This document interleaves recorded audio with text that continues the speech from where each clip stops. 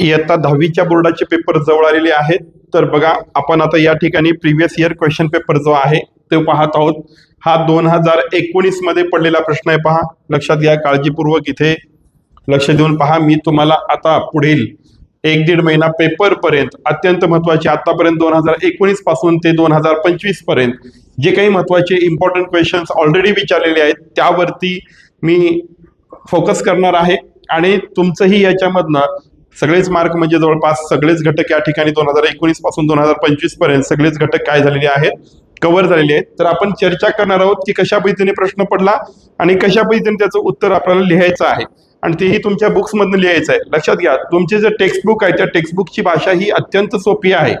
इतर कुठल्याही नोट्सपेक्षा तुमच्या टेक्स्टबुकची भाषा जी आहे ती अत्यंत सोपी आहे. तर चला या प्रश्नाकडे पहा. Identify the process shown in figure and name it, असा प्रश्न तुम्हाला मार्च 2019 मध्ये विचारलेला आहे. हा प्रश्न त्यावेळेस फक्त 1 मार्कासाठी विचारलेला आहे. किती मार्कासाठी? 1 मार्कासाठी. बघा, ही फिगर तुम्हाला दिसत असेल. या ठिकाणी इथे युरेनियम लिहिलेलं आहे. पहा, 236, ओके, 236 युरेनियम असं लिहिलेलं आहे. लक्षात. आता याचा रेफरन्स कुठं लागतो ते पहा. हा आहे सायन्स पार्ट सेकंडचा पेपर. सायन्स पार्ट सेकंड मध्ये तुम्हाला ही फिगर पाहायला भेटते. या ठिकाणी तुम्हाला या फिगरचं एक्सप्लेनेशन चला पाहूया आपण. या ठिकाणी हे पहा, हे जशाच तसं मी तुमच्या बुक मधनं घेतलेलं आहे, जेणेकरून तुमच्या लक्षात आलं पाहिजे की आपल्या टेक्स्टबुक मधला कुठला भाग महत्वाचा आहे आणि कोणत्या भागावरती प्रश्न पडलेला आहे. तर लक्षात घ्या, टूवर्ड्स ग्रीन एनर्जी मध्ये आपण शिकतो. टूवर्ड्स ग्रीन एनर्जी मध्ये आपण शिकतो. ओके, त्याच्यामध्ये काय करायचं आपल्याला? इलेक्ट्रिक एनर्जी जी आहे ती प्रोड्यूस करायची आहे. मग निर्माण करण्यासाठी पॉवर प्लांट आहेत वेगवेगळी. मग power plant based on nuclear energy या घटकामध्ये आपण हे शिकतो. Okay, power plant based on nuclear energy. महत्वाचा शब्द कोणता आहे? Nuclear energy. आता पहा, या ठिकाणी महत्वाच्या पॉइंट वरती मी या ठिकाणी क्लिक करत आहे. तुम्ही लक्षात घ्या, हा जो पॉवर प्लांट आहे तो न्यूक्लिअर एनर्जी वरती बेस्ड आहे. तर या पॉवर प्लांट मध्ये बघा, आता खूप डिटेल मध्ये मी तुम्हाला सांगणार नाहीये, कारण तुम्हाला सगळं काही झालेलं आहे. तर फक्त रिव्हिजन म्हणून आपण घेत आहोत. महत्वाच्या गोष्टी तर तुम्हाला सांगतोय. पहा, हे जे न्यूक्लिअर एनर्जीचं पॉवर प्लांट आहे याच्यामध्ये जे टर्बाईन यूज केलं जातं ते कोणतं टर्बाईन आहे? स्टीम टर्बाईन आहे. म्हणजे या ठिकाणी हा जो फ्लो चार्ट आपल्याला तयार करायचा आहे, बघा परीक्षेमध्ये हा फ्लो चार्ट सुद्धा विचारला गेलेला आहे. ओके, या फ्लो चार्टची आपल्याला तयारी करायची, त्याबद्दल पण मी बोलणार आहे. टूवर्ड्स ग्रीन एनर्जी मध्ये जितके फ्लो चार्ट आहे तेवढे सगळे करून टाका. ओके, त्यापैकी एखादा रिपीट होतोच आणि त्याच्यावरती काहीतरी प्रश्न विचारलेलाच असतो. तर लक्षात घ्या, या ठिकाणी टर्बाईन कोणता असणार आहे? Steam turbine. स्टीम टर्बाईन म्हणजे आपल्याला माहिती आहे की आता काय करायचंय, जनरेटरला फिरवण्यासाठी आपण टर्बाईनचा यूज करतो. मग हे कशावरती चालणार आहे? स्टीम वरती. आता स्टीम वरती चालणार आहे याचा अर्थ काय? आपल्याला पाण्याला गरम करावं लागेल, पाण्याची वाफ करावी लागेल आणि मगच हे टर्बाईन काय होणार आहे? रोटेट होणार आहे, फिरणार आहे. क्लिअर? चला पुढे. देन पुढे काय पहा, how ever energy released by. आता याच्यामध्ये जे पाणी गरम करायचं आपल्याला, ज्या पाण्याची वाफ करायची आहे त्याच्यासाठी हीट लागणार आहे. ओके, पाण्याला गरम करावं लागेल. मग पाण्याला गरम करण्यासाठी इंधन काय वापरतोय आपण? ओके, इंधन काय वापरतोय? एनर्जी कुठून येते? ती हीट एनर्जी. तर आपण काय करतोय? Fusion of nuclei of atoms. मग काय करतो? जे न्यूक्लिआय हे काय आहे? न्यूक्लियसचं काय आहे? प्युरल फॉर्म आहे. ओके, मग आयटमचं जे न्यूक्लिआय आहे म्हणजे केंद्रक आहे त्याचं फ्युजन करतो आपण. ओके, मग कोणत्या आयटम आहेत त्यांचं आपण फ्युजन करतो? तर या ठिकाणी एक्झाम्पल देतात, युरेनियम आणि प्लुटोनियम. लक्षात ठेवा, हे 2 एक्झाम्पल. ओके, न्यूक्लिअर एनर्जी मध्ये युरेनियम अँड प्लुटोनियम देख is used to generate the steam of high temperature and high pressure. लक्षात. मग याचा उपयोग करून याच्यापासून एनर्जी काढून, ओके, त्यानंतर आपल्याला तिथे काय करावं लागेल? पाणी गरम करावं लागेल आणि पाणी गरम झाल्याच्या नंतर मग त्याच्यापासून वाफ तयार होईल आणि मग पुढे सगळ्या काही गोष्टी होतील. म्हणजे हे स्टीम टर्बाईन फिरेल, मग जनरेटर फिरेल, मग तिथे त्या ठिकाणी करंट प्रोड्यूस होईल. पुढे पहा काय म्हणले, the energy in steam rotates the turbine. Okay, मग त्या स्टीम मध्ये असलेली जी एनर्जी आहे ती काय करेल? टर्बाईनला फिरवेल. Which in turn drives the generator producing electricity. मग हा टर्बाईन फिरायला लागला की जनरेटर फिरणार आहे आणि जनरेटर फिरला की इलेक्ट्रिसिटी तयार होणार आहे. बघा, या ठिकाणी हा फ्लो चार्ट लक्षात ठेवलात की तुम्हाला पूर्ण एक्सप्लेनेशन करता येतं.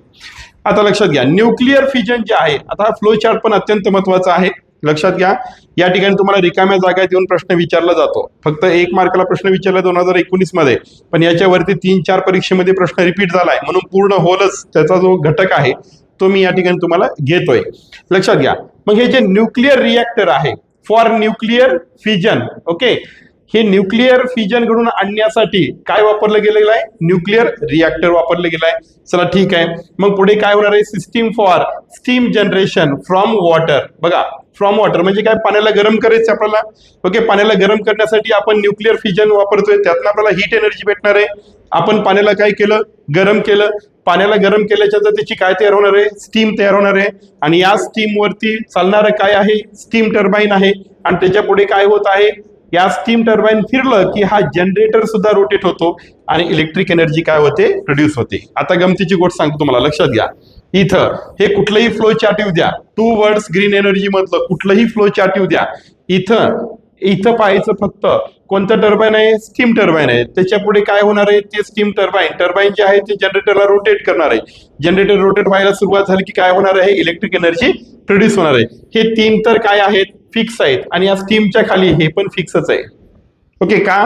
कारण जी स्टीम आहे त्या स्टीमला परत काय करायचं? आपल्याला थंड करायचंय. थंड करून कशात त्याचं रूपांतर करायचंय? पुन्हा पाण्यामध्ये रूपांतर करायचं. पुन्हा मग परत हे पाण्याच्या टाकीमध्ये हे पाणी जाणार आहे. म्हणजे वाफेला थंड करायचंय. स्टीम टर्बाईन ज्या ज्या पॉवर प्लांट मध्ये येतो त्या पॉवर प्लांट मध्ये स्टीम टर्बाईनच्या खाली हा बॉक्स फिक्स आहे. System for conversion of steam back into water. Cool tower आपण त्या फिगर मध्ये पाहतो. लक्षात, त्या कूल टॉवर मध्ये ही जी स्टीम आहे ती थंड होते आणि परत ही वाफेचं रूपांतर कशात होतं? पाण्यात होतं. पुन्हा पाण्याच्या टाकीमध्ये पाणी जमा व्हायला लागतं. आता लक्षात घ्या, न्यूक्लिअर रिएक्टर न्यूक्लिअर फिजन करायचंय तर याच्या खाली पहा कोण फ्युएल म्हणून कोण वापरले चाललेत? युरेनियम किंवा प्लुटोनियम. अत्यंत महत्वाचं आहे. न्यूक्लिअर पॉवर प्लांट मध्ये फ्युएल म्हणून कशाचा उपयोग केला जातो? इंधन म्हणून कोणाचा उपयोग केला जातो? कोणाचा होणार आहे? युरेनियम आणि प्लुटोनियम. हे 2 लक्षात ठेवा एक्झाम्पल. देन या ठिकाणी फ्लोचार्ट संपलेला आहे. ओके, फ्लोचार्ट कसं संपलं बघा, अगदी सोप्या भाषेत सांगतो, परत एकदा लक्षात घ्या. काय केलेलं आहे? आपल्याला तयार काय करायचंय? प्रोड्यूस काय करायचंय? Electric energy. ओके, मग उद्देश काय? की इलेक्ट्रिक एनर्जी तयार करत असताना पोल्युशन जे आहे, प्रदूषण जे आहे ते कमी झालं पाहिजे. यासाठी आपण वेगवेगळ्या मार्गाने काय करतो? इलेक्ट्रिसिटी प्रोड्यूस करण्याचं काम करतो.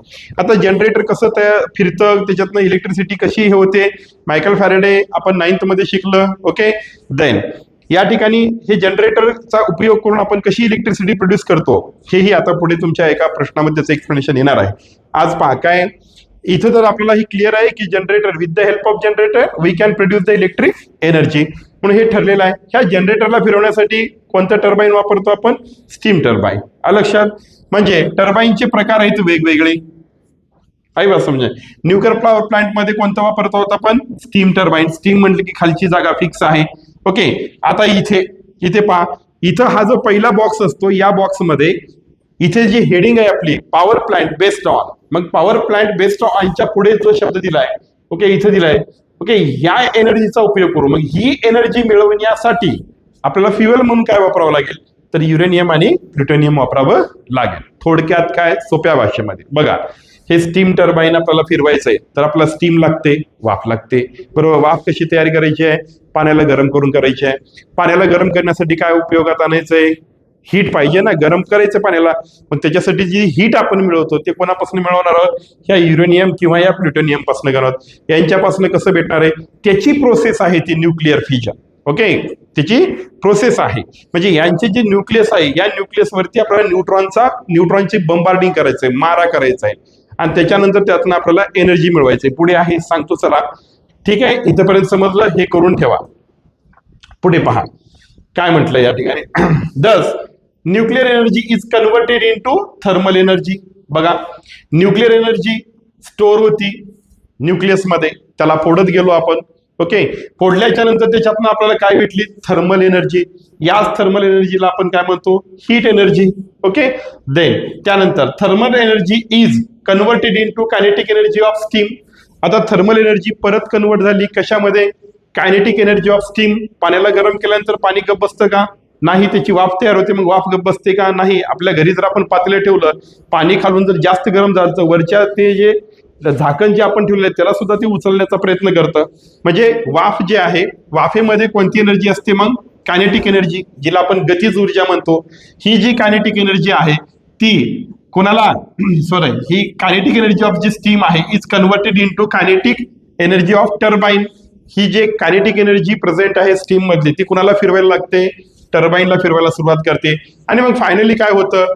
टर्बाइन जेव्हा फिरायला लागतं तेव्हा इलेक्ट्रिक एनर्जी काय व्हायला लागते?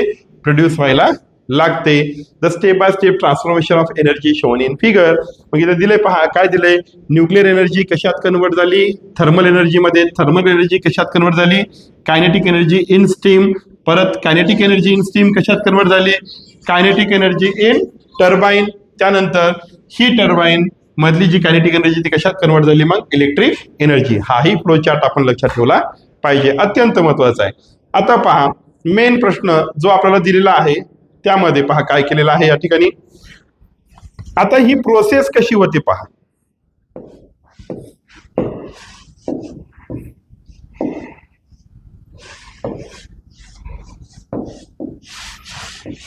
लक्षात घ्या प्रोसेस कशी होते. काय केलं जातं पहा, लक्षात घ्या. When neutron is bombarded on atom of uranium 235, okay, uranium 235 यावरती जेव्हा न्यूट्रॉनची बंबार्डिंग म्हणजे मारा केला जातो, मग काय होतं? It absorb the neutron. न्यूट्रॉनला ऍब्झॉर्ब करतो तो आयटम आणि कन्वर्ट्स करतो कशामध्ये? Isotope uranium 236. या ठिकाणी पण प्रश्न बनतो की युरेनियम 235 वरती न्यूट्रॉनचा मारा केल्यानंतर बंबार्डिंग केल्याच्या नंतर तो कोणत्या आयसोटोप मध्ये कन्वर्ट होतो?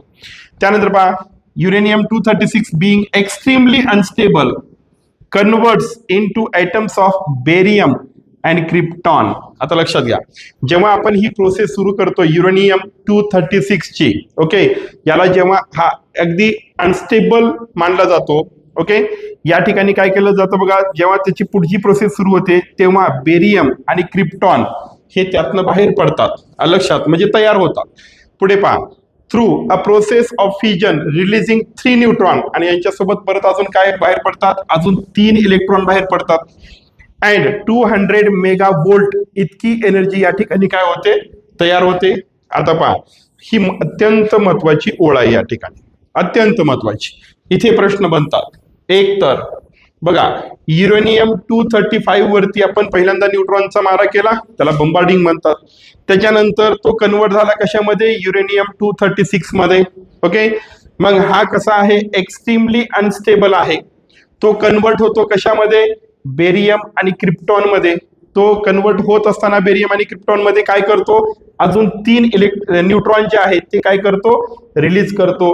आणि हे 3 न्यूट्रॉन रिलीज करत असताना याच प्रोसेस मध्ये तो बघा किती 200 मेगा वोल्ट इतकी एनर्जी, हीट एनर्जी आहे तो बाहेर टाकतो.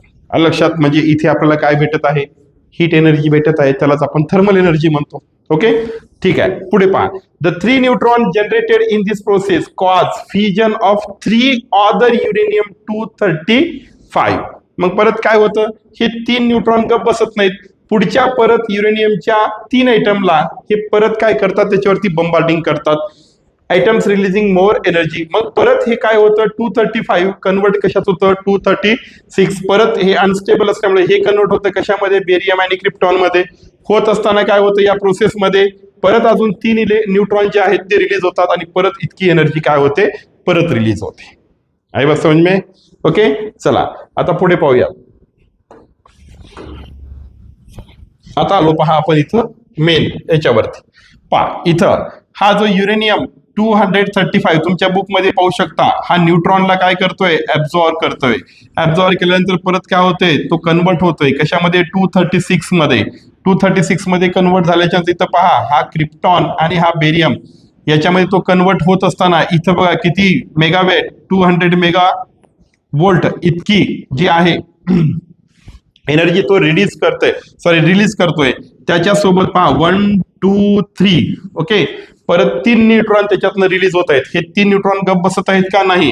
पहा याच कलरचं इथे जे युरेनियमला जो कलर दिलाय तोच इथे आहे पहा, ओके, परत इथं युरेनियम काय आहे 235 आहे. परत हा न्यूट्रॉन याने जेव्हा ऍब्झॉर्ब करेल तेव्हा परत इथे घडून आलेली जी प्रोसेस आहे ती परत इथे घडून येईल. इथे घडलेली प्रोसेस परत इथे घडून येईल, परत इथे घडून येईल. पहा साम्य कसं आहे या फिगर मध्ये लक्षात घ्या. काय केलेलं आहे, युरेनियमचा कलर पाहून घ्या, युरेनियम 235 चा, युरेनियम 236 चा कलर पाहून घ्या. त्यानंतर बघा इथे हा एक दाखवलेला आहे एलिमेंट, इथे एक आहे बेरियम, हा या कलर पाहून घ्या, ग्रीन आणि हा आहे नारंगी म्हणतो आपण त्याला, पिंक. ओके, पुढे पहा, इथे पुढे परत हे युरेनियमचे 3 आयटम परत आलेत पहा या ठिकाणी. हा न्यूट्रॉन याने ऍब्झॉर्ब केला, हा न्यूट्रॉन याने केला, हा न्यूट्रॉन याने ऍब्झॉर्ब केला. लक्षात. परत इथे जी प्रोसेस घडली इथपर्यंत, ओके, इथे जी प्रोसेस घडली ती प्रोसेस परत इथे घडत आहे. परत बघा या ठिकाणी 3 न्यूट्रॉन रिलीज झालेले आहे. या ठिकाणी हे न्यूट्रॉन रिलीज होत असताना परत इथे ही heat energy, thermal energy produce होत आहे. मग हे न्यूट्रॉन गप बसणार आहेत का? नाही, परत पुढे जाणार आहेत. परत मग 3 युरेनियमच्या 235च्या ॲटम्सला ते परत न्यूट्रॉन ऍब्झॉर्ब करणार आहेत आणि परत हीच प्रोसेस पुढे चालू राहणार आहे. म्हणून लक्षात घ्या, या प्रोसेसला कोणती रिॲक्शन सुद्धा म्हटलं जातं? चेन रिॲक्शन सुद्धा म्हटलं जातं. इथं तेच दिलेलं आहे. Neutron released in this reaction released more energy through fusion of more uranium nuclei. This process of fission of uranium 235 atoms continues and is called the chain reaction. याला कोणती रिॲक्शन म्हटलं जातं? Chain reaction. म्हणजे nuclear fission पण म्हटलं जातं आणि chain reaction पण म्हटलं जातं. म्हणजे जो प्रश्न आपण पाहत होतो त्या प्रश्नाचं उत्तर फक्त एवढ्या शब्दात आहे, पहा, न्यूक्लिअर फिजन किंवा चेन रिॲक्शन. आहे बस समज में? देन इतकंच उत्तर लिहायचंय आणि 1 मार्क तुम्हाला मिळवायचंय. पण या ठिकाणी आपण पूर्ण प्रोसेस त्याची पाहिलेली आहे. म्हणजे स्टीम टर्बाईन जे आहे त्या स्टीम टर्बाईनला फिरवण्यासाठी स्टीम लागते, कारण त्या स्टीम मध्ये कायनेटिक एनर्जी आहे आणि ती स्टीम तयार करण्यासाठी आपल्याला पाण्याला गरम करावं लागतं, म्हणजे हीट एनर्जी, त्यालाच आपण थर्मल एनर्जी म्हणतो. ती हीट एनर्जी मिळवण्यासाठी आपण न्यूक्लिअर फिजन घडवून आणतो. कोणाचं न्यूक्लिअर फिजन घडवून आणतो हे लक्षात ठेवणं गरजेचं आहे आणि ही प्रोसेस पण लक्षात ठेवणं गरजेचं आहे. 1 मार्काला फक्त या प्रोसेसचं नाव विचारलंय आणि एका परीक्षेमध्ये सरळ याचं एक्सप्लेनेशन विचारलेलं आहे. तर विद्यार्थी मित्रांनो, आतापर्यंत तुम्हाला जे काही मी एक्सप्लेनेशन सांगितलेलं आहे अत्यंत शॉर्ट मध्ये सांगितलेलं आहे, कारण वेळ आपल्याकडे कमी आहे. फक्त या घटकावरती फोकस करा. हा घटक परीक्षेमध्ये विचारला जाण्यासारखा आहे. पुन्हा भेटूयात पुढच्या प्रश्न आणि पुढच्या प्रश्नाच्या एक्सप्लेनेशन सोबत. त्यामुळे परीक्षेपर्यंत माझ्या सोबत राहा. तुम्हाला बाकीचं काही अभ्यास करायची गरज नाहीये. जे घटकावरती मी फोकस करतोय तितका अभ्यास करून जा आणि नुसतं ऐकून जरी गेलात तरी तुम्हाला परीक्षेमध्ये यामध्ये भरपूर प्रश्नांची उत्तरं सोडवता येतील. पुन्हा भेटूयात पुढच्या प्रश्नासोबत.